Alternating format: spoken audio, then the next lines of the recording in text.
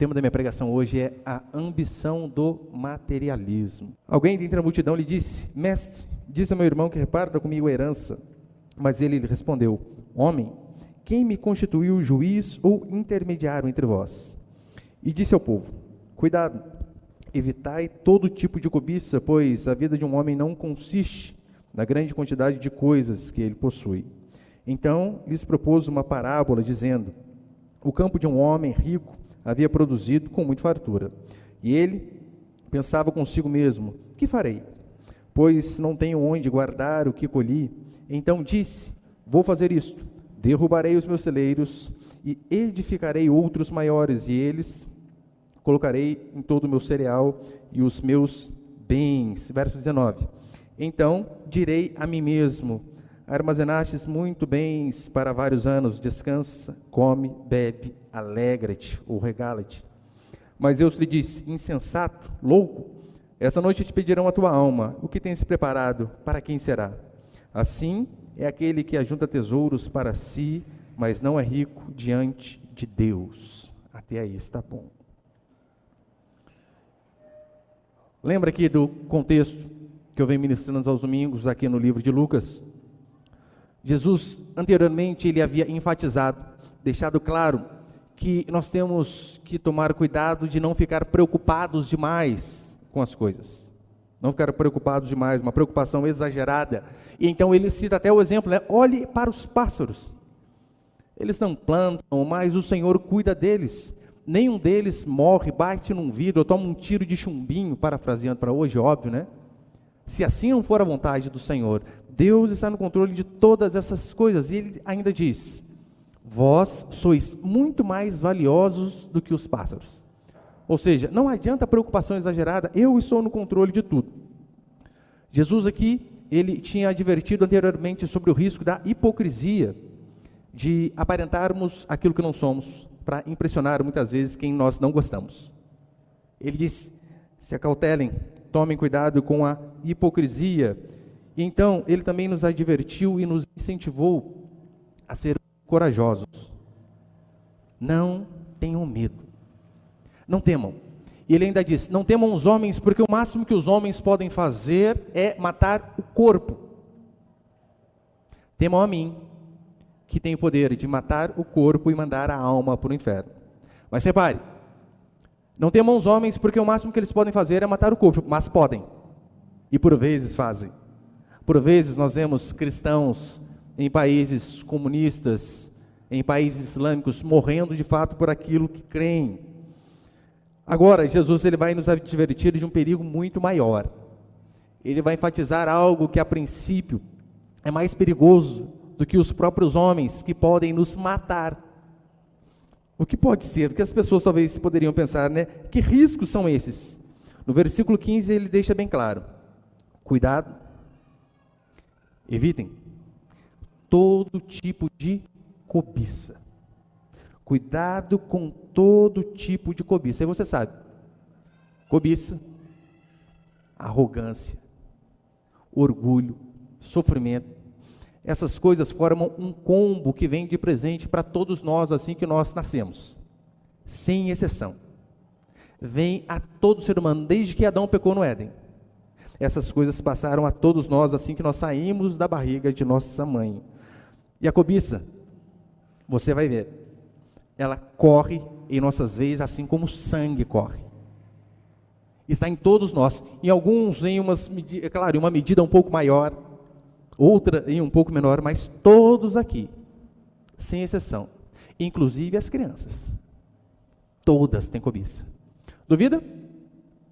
Deixe 3 crianças juntas, dê brinquedos novos para elas, e dá um quebrado para um.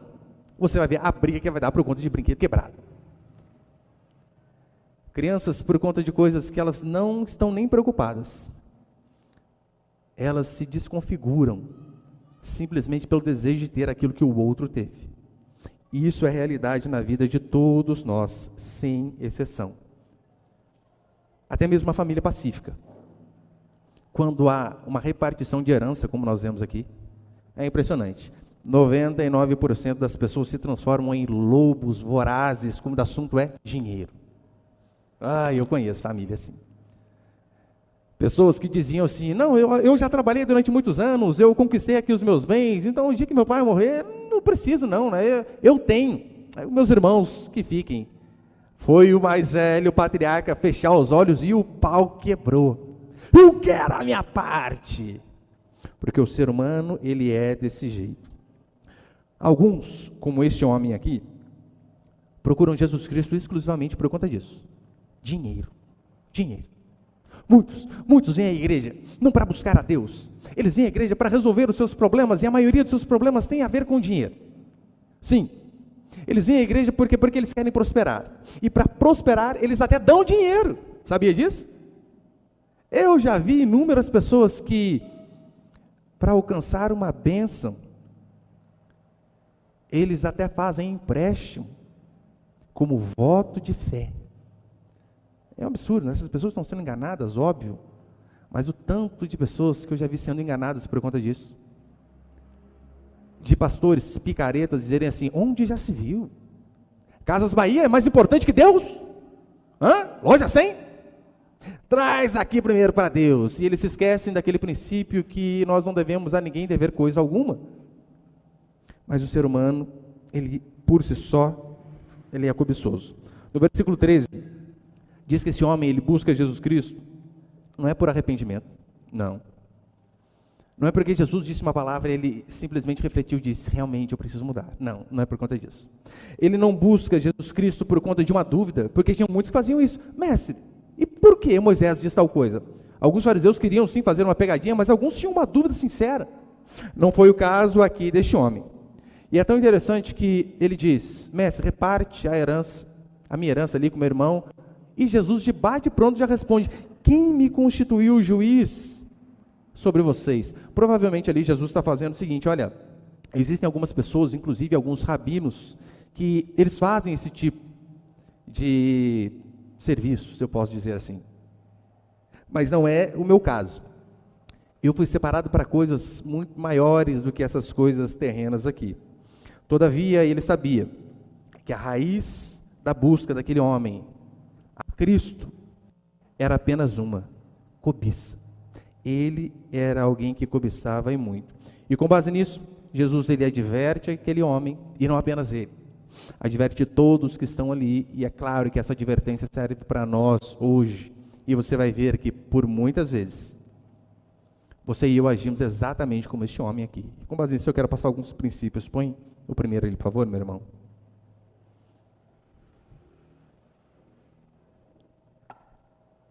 O primeiro princípio é o seguinte: fuja de todo tipo de cobiça. Leia comigo novamente o versículo 15, por favor.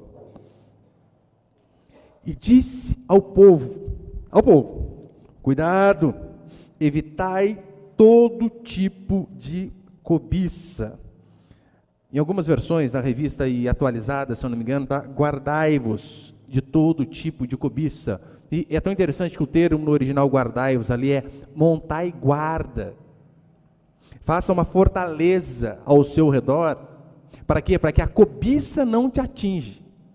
Se proteja ao máximo possível por conta da cobiça. E ele diz: de todo tipo de cobiça. Por quê? Ora, não existe apenas um tipo de cobiça. Podemos cobiçar inúmeras coisas. É tão certo que 1 João 2,16 vai dizer assim: porque tudo que há no mundo, o desejo da carne, o desejo dos olhos e o orgulho dos bens, não vem do Pai, mas do mundo.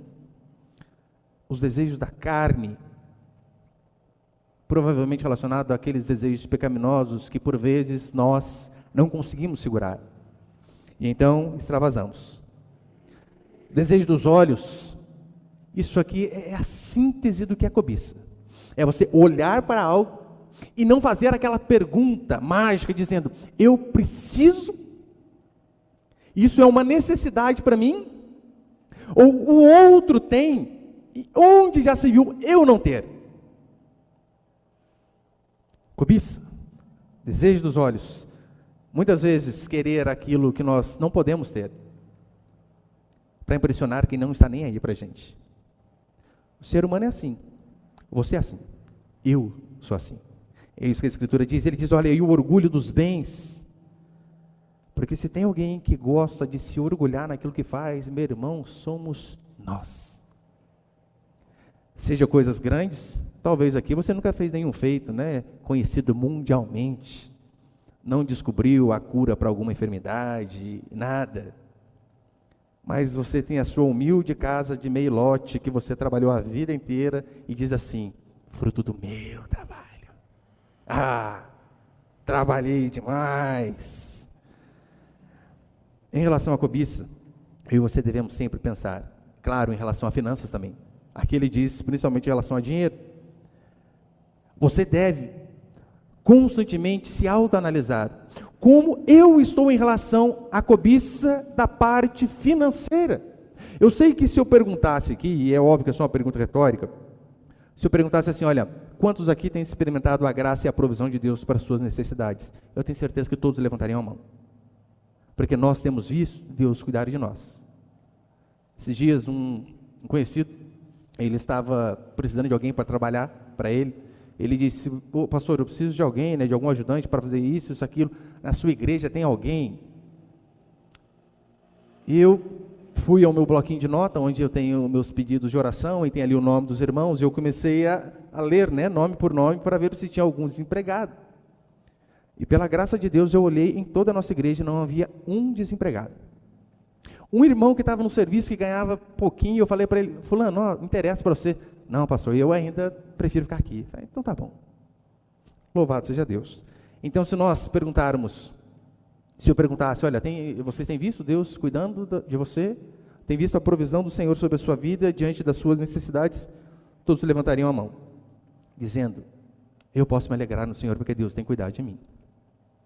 Mas se eu perguntasse, e quantos aqui têm desfrutado da alegria, não apenas de ver a provisão de Deus em sua vida, mas também de ajudar o próximo, que talvez esteja necessitando? Esse próximo, por vezes, é o irmão da sua igreja, que tem menos, é um parente seu que você sabe que está desempregado, com alguns problemas, ou alguém na sua cidade em si. Quantos aqui poderiam dizer que também têm desfrutado da alegria de ajudar o outro? Olha, eu acho fantástico pessoas que tiram parte de sua renda apenas em benefício de outros.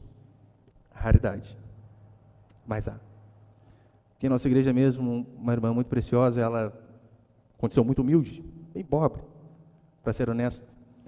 E uma vez ela doou não sei quantas cestas básicas para a igreja, e vários irmãos aqui já receberam cesta básica dessa irmã e não vão saber quem é, inclusive eu. Então olha para você ver como que funciona a generosidade. Não é o dia que eu tiver muito, eu vou ajudar aquele que tem menos, mas a generosidade parte até daquele que tem pouco, simplesmente porque esse é o mandamento. Um dos sinais que o câncer da cobiça tem se instalado no meu e no seu coração, sabe qual é? É um desejo incontrolável, uma paixão desordenada por possessões materiais. Quer saber se o câncer da cobiça está te corroendo? É porque você tem um desejo frenético por coisas desse mundo, sempre. O que você tem nunca é o suficiente, o seu celular nunca é bom o bastante, a sua casa nunca está do jeito certo, você sempre precisa estar mudando, o carro nunca é bom o suficiente, o seu salário parece que sempre está precisando de mais alguma coisa. E então você, nesse anseio de querer ter e ter e ter, você não percebe que a cobiça tem se instalado no seu coração. E é isso que tem guiado a sua vida. A sua motivação para levantar todos os dias de manhã e trabalhar não é a glória do Senhor, mas eu preciso mais. Onde já se viu? Final do ano chegando e eu vou lá no Natal na casa da minha família com o mesmo carro há 3 anos. Não pode ser. Uma vez perguntaram para John Rockefeller, quando ele era o homem mais rico do mundo, dizendo assim: olha, quanto você precisa para ser satisfeito com a sua herança? Ele já era o homem mais rico do mundo. Ele disse assim: só um pouquinho mais. Alô, só um pouquinho mais. Consegue reparar que a cobiça é assim? Não sacia, jamais, jamais. Se você é alguém extremamente materialista, cuidado. Há um câncer em você, chamado cobiça. E o significado de cobiça aqui no original é literalmente sede de ter mais, e de ter mais, e de ter mais. Isso é cobiça, sede por ter mais. É uma pessoa que está sedenta, com muita sede, e então ela toma um copo de água salgada, e aquela água salgada vai fazer com que ela tenha mais sede ainda, e ela toma outro copo de água salgada, e a sede dela aumenta ainda mais, e ela toma outro, e outro, e outro, e em vez dela matar a sede, aquela sede acaba matando-a. Isso é cobiça. É quando nós somos guiados por coisas materiais, queremos sempre ter mais e nunca somos satisfeitos com nada. E aqui, ele deixa bem claro, né? Não em relação apenas às cobiças dos bens materiais, mas quantos aqui não cobiçam honra? Porque uma vez eu fui na igreja, e uma igreja que não é o padrão de jeito nenhum para a gente. E impressionante. Eu não estou falando para vocês fazerem isso aqui não, pelo amor de Deus, hein? O pastor, ele estava lá, e eu lembro que ele pegou a água assim, e acabou, né? Ele deu a última bicadinha lá. Ele falou, alguém pode pegar um pouco de água? Mas você tinha que ver o tanto de gente que levantou, briga para pegar um copo d'água, pastor. Gente do céu. E aí, então, às vezes, você vê um pastor onde a igreja, de fato, o serve, porque ele serve a igreja, e você quer aquele prestígio. Você vê o seu chefe ganhando 50 vezes mais que você, e você diz, por quê? Por que todos puxam o saco dele e não fazem assim comigo? Por que ele pode ter um iPhone 15 e eu não? Ora, porque você é peão. Só por isso. Só que mesmo assim, o que muitos fazem? Parcela em 350 vezes. Ah, mas tem que tirar aquela foto aparecendo na maçãzinha no espelho no shopping, é ou não é? Tem que tirar, porque senão não tem graça. É o símbolo do status. Como uma vez eu vi uma moça tirando uma foto, né? Uma selfie assim, e a maçãzinha do iPhone estava lá, joia, né? A parede sem reboco, mas a maçãzinha, ó, joia. Ela só vendia, comprar um Android, rebocava a casa inteira. Ainda sobrava dinheiro para comprar um celular bem mediano. Mas o ser humano é assim. Ele cobiça prestígio, posição, poder. Ele cobiça o tanto que o outro é visto. Você sabe, artistas, principalmente os ímpios, eles fazem de tudo para não sair do foco. De tudo, de tudo. Às vezes não, constantemente mentem. Fazem absurdos, porque eles não podem ficar esquecidos, porque um artista que é esquecido, meu irmão, deixa de ganhar. Aí nós vemos cantoras, como uma brasileira aí, que tatuou um orifício que é impossível de pronunciar aqui no culto, óbvio, né? Simplesmente para estar na mídia. Esse é o ser humano. Ele é capaz de fazer os piores absurdos por posição, para ser honrado, por prestígio das outras pessoas. A cobiça é algo tão sério que Deus deixa gravado nos 10 mandamentos. Há inúmeros mandamentos na Escritura, não apenas os 10 de Êxodo, do capítulo 20, mas nós vemos que nos 10 mandamentos Deus faz questão de deixar lá. É interessante que na sequência dos mandamentos, né, você vê normalmente uma sentença apenas. Deus dizendo ali, por exemplo, ele diz, olha, não matarás, não adulterarás, não furtarás, não dirás falso testemunho, aí falou um pouquinho mais, né? Mas olha como que ele termina o último mandamento, põe ali, por favor. Êxodo 20, versículo 17. Não cobiçais a casa do teu próximo, não cobiçarás a casa do teu próximo, não cobiçarás a mulher do teu próximo, nem o servo, nem a serva, nem o boi, nem o seu jumento, nem coisa alguma do teu próximo. Não cobiçarás, hoje não, óbvio, né? Não cobiçarás jumento do teu próximo. É o carro, os bens, as posses. E por que você tem que fazer uma autoanálise e ver aonde está a sua cobiça? Porque você tem, assim como eu, você tem, óbvio que tem. Você que é pobre, talvez a sua cobiça seja em relação à casa do rico, em relação ao que ele tem, o salário que ele ganha, os bens que ele adquiriu. Você não vê o quanto que ele trabalhou, mas você vê o que ele tem. Com base naquilo que ele tem, você também quer ter. mas não quer pagar o preço, por vezes. Então você que é pobre, provavelmente você cobiça a casa do rico, as viagens do rico. Você percebeu como são os famosos na internet? Mas cada dia faz selfie em um lugar, gente. Eu não consigo entender. Eu tenho que orar, falei, Senhor, eu não saio de Pinda e Guará. Esse povo aí está um dia em Dubai, está um dia lá na Alemanha, está um dia na Grécia, está um dia não sei na onde, e eu. Ou estou aqui, ou estou em Guará. Um dos dois. E a gente não percebe essa raiz da cobiça ali no nosso coração. Pode ver todas as fotos que eu tiro com meus filhos, estão no quintal de casa. Sem piso a varanda, detalhe. E então nós ficamos vendo esses famosos aí, e não percebemos, ficamos constantemente cobiçando aquilo que eles têm. Você que é pobre, você cobiça o salário, a casa, o dinheiro, tudo, tudo. Mas você que tem uma situação um pouco mais gorda, financeiramente falando, quantas vezes nós vemos ricos, ele não cobiça os bens do pobre, porque tadinho, um mês de salário dele, dá um ano de trabalho do pobre. Mas às vezes ele cobiça a paz do pobre, ele cobiça a família do pobre, a alegria que o pobre tem de tirar foto com 3 filhos, um ranhento, um cacueca aparecendo, o outro sem camisa, mas ele está lá, feliz, e ele queria, falei, gente, meus filhos são assim, não junta nem para tirar foto. Todos acabam cobiçando, mas o mandamento aqui é claro, não cobice nada, nada. Se sua cobiça é em relação a algo material que o outro tem, sabe o que você deve fazer? Primeiro, não cobiçar. Segundo, trabalhe duro, acorde cedo, durma tarde e peça, Deus abençoe o fruto do meu trabalho. Não é porque ele tem. Que o Senhor abençoe e prospere a mim. E quando for abençoado, não cometa esse erro que esse homem aqui cometeu.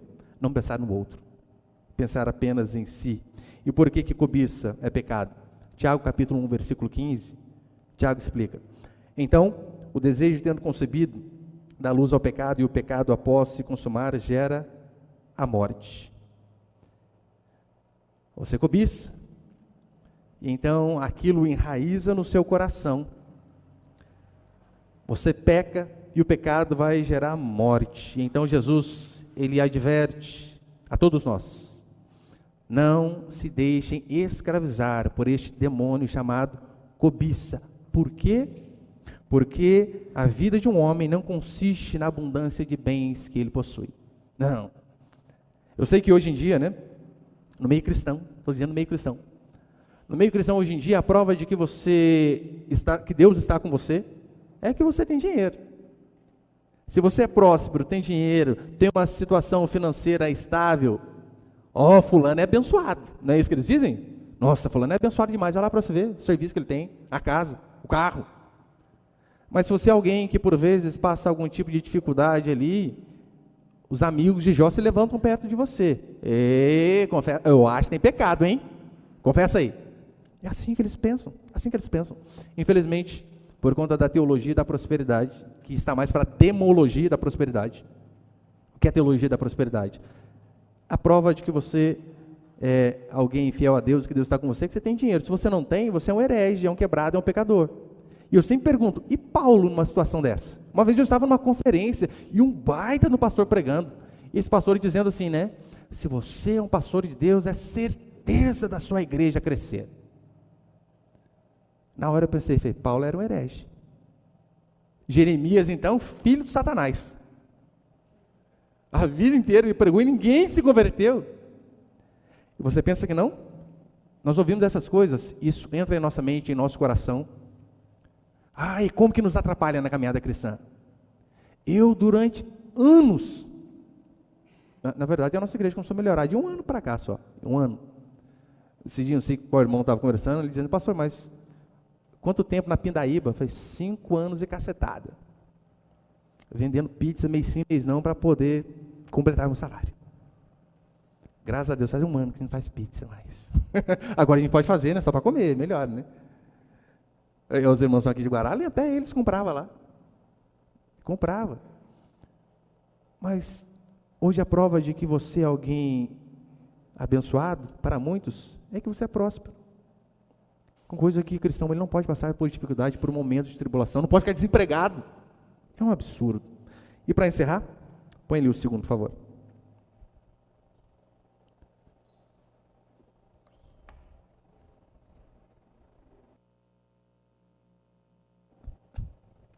O segundo princípio é o seguinte: egoísmo e ingratidão. E aqui Jesus vai começar, ele conta uma parábola, né, para aquele homem e adverte aquelas pessoas. Acompanhe comigo a partir do versículo 16, por favor. Lucas 12, 16. Então lhes propôs uma parábola, dizendo: o campo de um homem rico havia produzido com fartura, e ele pensava consigo mesmo: que farei? Pois não tenho onde guardar o que colhi. Ou seja, eu estou próspero demais. Então disse: vou fazer isso, derrubarei os meus celeiros e edificarei outros maiores, e neles colocarei todo o meu cereal e os meus bens. Então direi a mim mesmo: armazenaste muitos bens para vários anos, descansa, come, bebe, alegra-te. Olha o que esse homem disse para si mesmo. Olha para cá, deixando bem claro. Diz a Escritura que os campos desse homem, produziu muito fruto. Tem algum pecado nisso? Óbvio que não. Fruto do trabalho. Nós que somos cristãos, se trabalharmos afinco, com dedicação, acordarmos cedo, dormirmos tarde, sem preguiça, pode ter certeza, prosperaremos. Ímpios fazem isso e prosperam. Por que Deus não nos abençoaria se formos honestos, trabalhadores e dedicados em nosso trabalho? Sim. Não há problema nenhum em Deus abençoar, em Deus prosperar. Não há nenhum problema mesmo em Deus enriquecer os seus filhos. Porque muitos acham, né, que, olha, o bom mesmo é ser pobre. Gente, quer saber alguém de Deus mesmo? Quanto mais quebrado o cara for, mais de Deus o cara é. Não. Que a pobreza glorifica a Deus, que a riqueza também. Deus não tem problema em enriquecer os seus filhos. Tanto é que ele diz, olha, o amor ao dinheiro que é a raiz de todos os males, não o dinheiro em si. Eu durante muitos anos achava que o dinheiro é neutro, né? Não é, na verdade o dinheiro é bom. Quantas coisas podemos fazer com o dinheiro? Podemos ajudar a outros, você pode visitar mais os seus pais, você pode contribuir mais com os irmãos, você pode ajudar de inúmeras formas. Se você tem mais, óbvio, você pode ajudar mais. Nós não somos aqueles que fazem pacto com a pobreza, achando que o dinheiro é um demônio. Se não é. A pobreza pode ser o dinheiro, não é. Não é, de forma nenhuma. Tanto é que os puritanos, quando eles saem ali da Inglaterra e vão para o Novo Mundo, começar a América, esses reformados protestantes, calvinistas, trabalhavam com esmero, se dedicavam demais. E sabe qual era a consequência desses homens trabalharem afinco, se dedicando de forma absurda? De trabalharem para Deus. Porque os protestantes, eles tinham isso. Por que eles eram pessoas que trabalhavam muito? Porque eles diziam, olha, eu não trabalho para o patrão ver. Eu trabalho para o meu Deus ver. E se eu trabalho para o meu Deus ver, eu não vou ficar enrolando. Eu não vou no banheiro, ficar 15 minutos no banheiro, sentadinho com o celular, fazer nada. Não vou. Se eu trabalho para Deus, eu não vou chegar atrasado. Eu não vou reclamar de um dia ou outro fazer uma hora extra. E por conta disso, eles eram muito prósperos, para ser exato. Eles eram ricos. Sim. Por conta de se dedicar. Faça isso lá no seu trabalho. Chegue mais cedo. Chegue mais cedo. Faça o que precisar fazer. Precisar ficar mais tarde, seja o primeiro a ser um voluntário. Não, eu fico. Você vai prosperar. Então os puritanos, eles prosperavam por conta disso, e Deus não tem problema. A Bíblia cita homens que Deus prosperou, abençoou e enriqueceu de forma absurda. Abraão foi um deles, Davi, Salomão. No Novo Testamento nós vemos José de Arimateia, nós vemos Lídia, uma mulher que vendia púrpuras, que tinha muito dinheiro, e então ela se converte através da pregação de Paulo, e aquela riqueza dela é usada em prol do Evangelho. Ela abre a porta de sua casa, para que os homens pudessem fazer ali o seu QG, o seu quartel-general, para que o Evangelho se expandisse.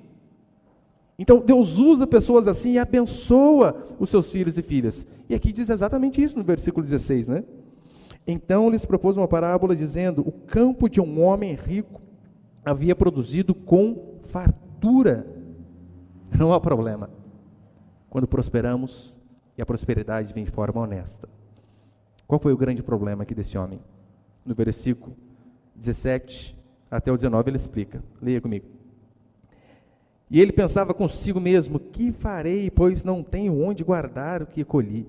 Então ele disse: vou fazer isso, derrubarei os meus celeiros, edificarei outros maiores, neles colocarei todo o meu cereal e os meus bens. Então direi a mim mesmo: armazenaste muitos bens para vários anos, descansa, come, bebe, alegra-te.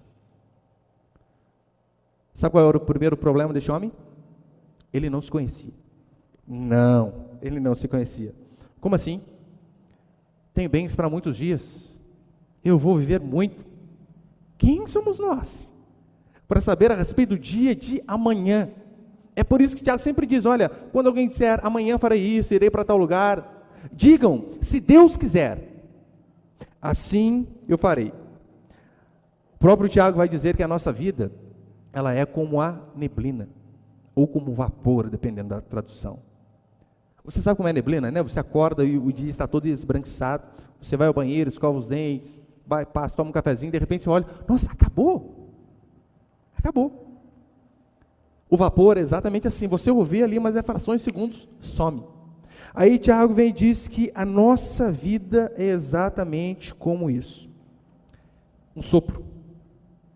Não sabemos o dia de amanhã. Ela passa estupidamente rápida. E nós não temos controle de nada. Esse era o problema deste homem, este é o problema de muitos. Eles acham que eles têm controle sobre suas vidas. Eles não têm, você não tem, eu não tenho.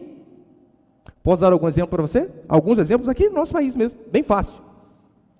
Google Liberato sobe para arrumar alguma coisa no telhado ali da sua casa e de repente, pum, cai, acabou. Gente, ele só subiu para arrumar um negócio ali, né? É sótão que chama em cima, né? Não lembro. Só subiu para arrumar um negocinho. De repente caiu. O irmão que da nossa igreja, o Rony, caiu da escada e quebrou o pé. Qual que é a diferença? Um morrer e o outro, pela graça e misericórdia de Deus, está vivo. É a graça. É Deus cuidando de nós, que não temos controle nenhum. Olha, eu já falei várias vezes aqui, mas tem alguns irmãos novos. De novo. A minha mãe cuidou durante anos de um senhor que caiu de uma cama de 50 centímetros de altura. Ficou tetraplégico. Mexia apenas os olhos, para lá e para cá. Tombinho da cama. Acabou. Um outro exemplo, um jornalista chamado Ricardo Boechat, que era muito bom, por sinal, da Bandeirantes.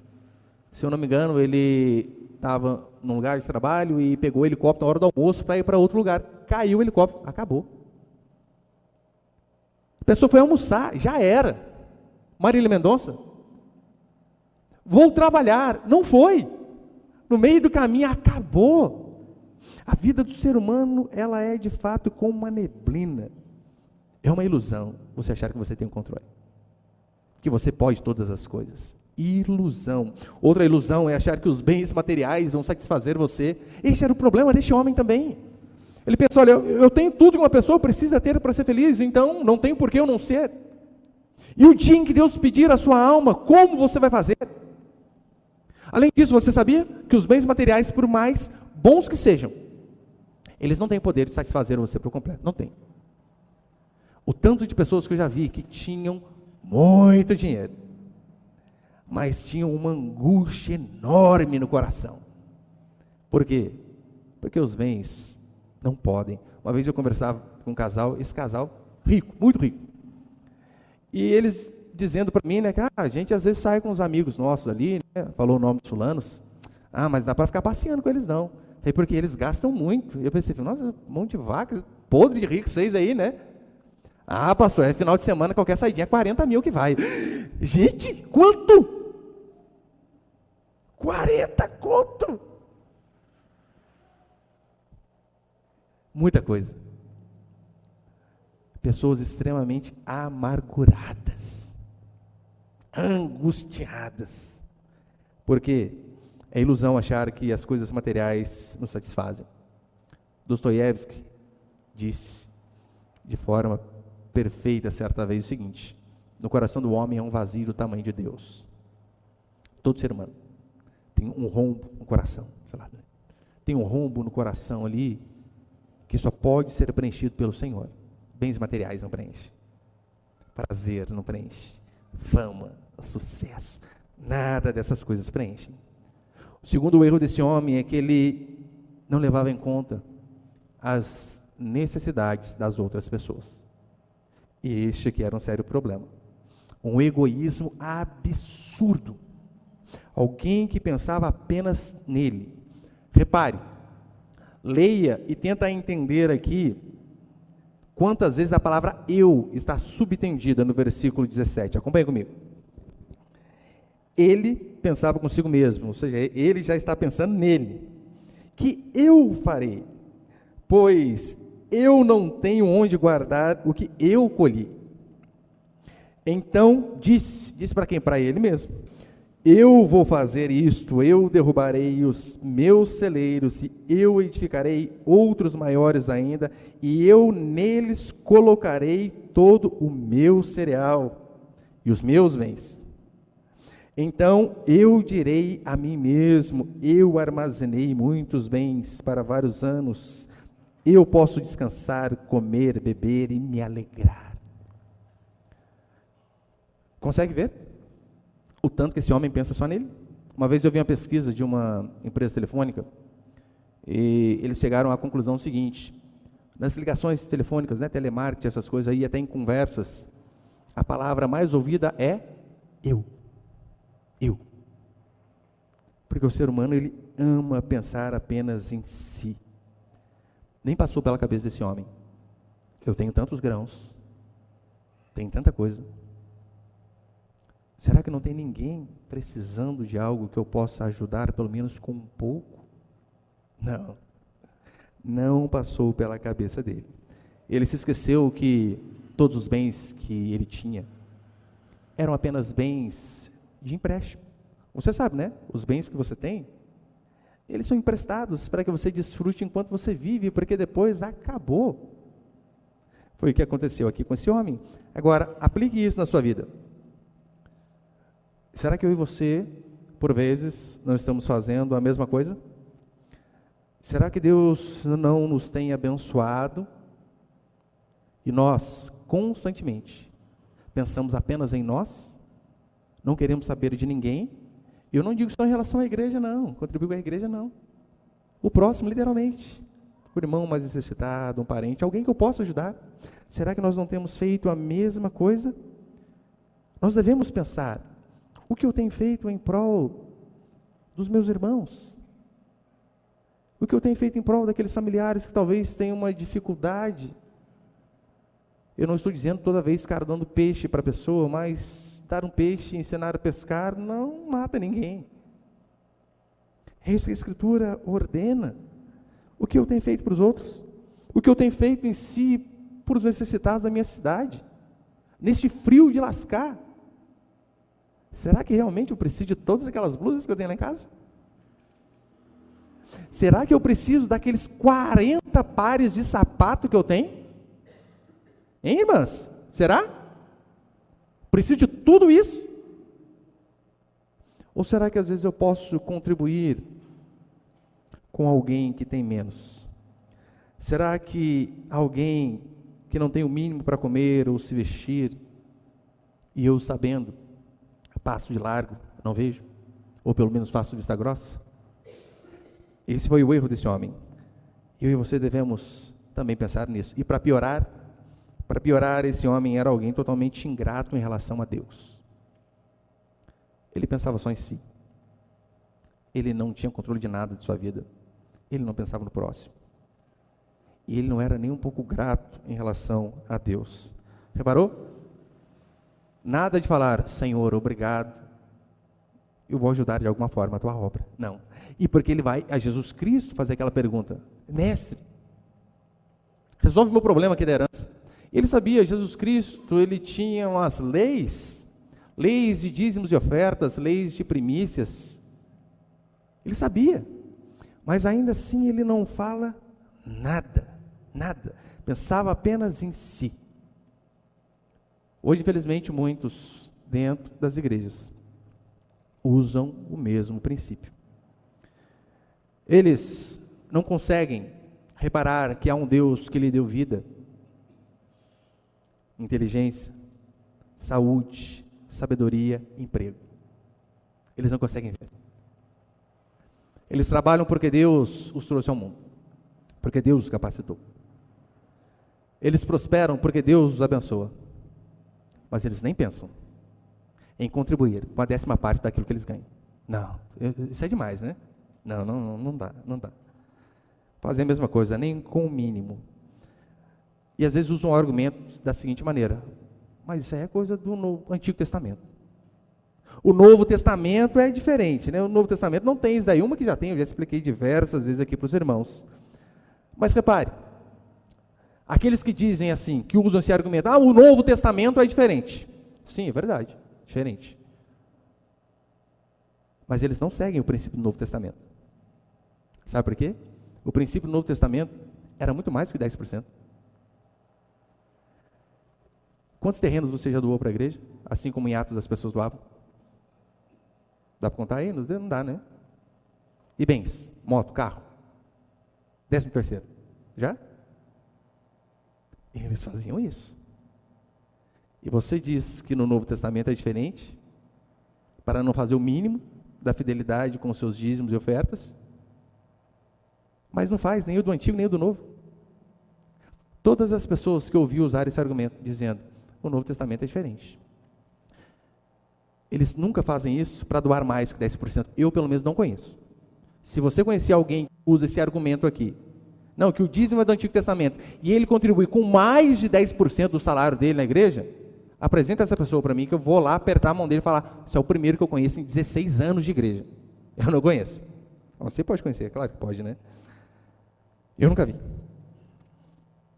Eu faço o padrão do Novo Testamento mínimo.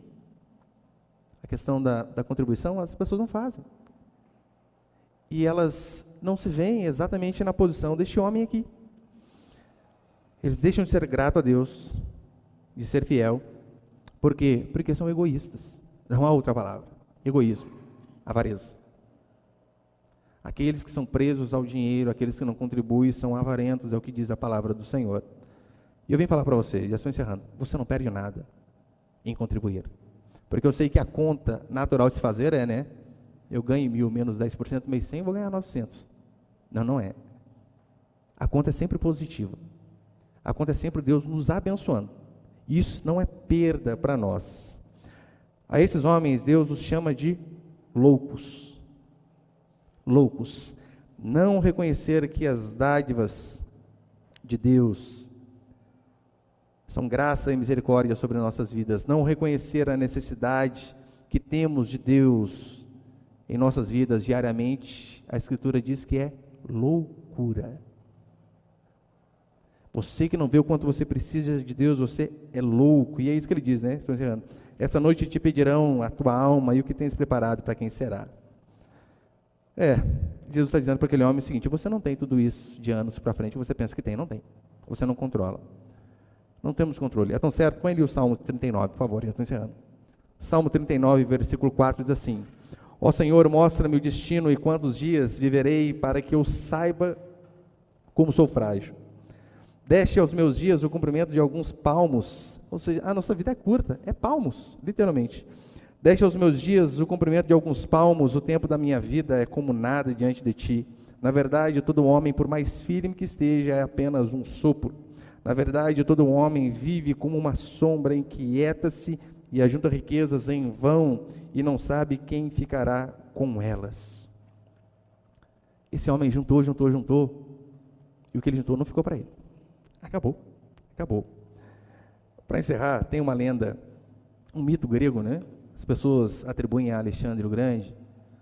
Eles dizem que Alexandre o Grande foi um grande conquistador, né? Muitas terras, muitos impérios, demais as suas posses. Então, Alexandre o Grande, quando ele estava prestes a morrer, dizem que ele fez 3 pedidos para as pessoas que estavam próximas ali. Ele disse assim para aquelas pessoas: olha, eu quero que os melhores médicos deste império carreguem o meu caixão até o cemitério. Eu quero que vocês espalhem os ouros que eu conquistei durante a minha vida no caminho do cortejo até a minha tumba. E eu quero que vocês deixem o meu caixão aberto para que as minhas mãos fiquem do lado de fora, balançando. E então perguntaram a ele: Alexandre, mas qual o motivo desse pedido aí que você fez? E ele disse o seguinte: olha, eu quero que todos vejam que os melhores médicos que o mundo produz não podem nada diante da morte. Nada. Eu quero que as pessoas vejam que todos os bens que nós conquistamos aqui na terra ficam aqui na terra. E eu quero que todos vejam que nós viemos de mãos vazias para este mundo. E assim todos nós voltaremos sem nada. Eu amo o Shakespeare que em Hamlet, ele diz uma frase fantástica, ele diz assim, né? Que o rei gordo e o mendigo esquálido são variações de um mesmo banquete, onde o Senhor é o verme. Exatamente. Não importa quão rico rei você foi, e quão maltrapilho tenha sido o outro.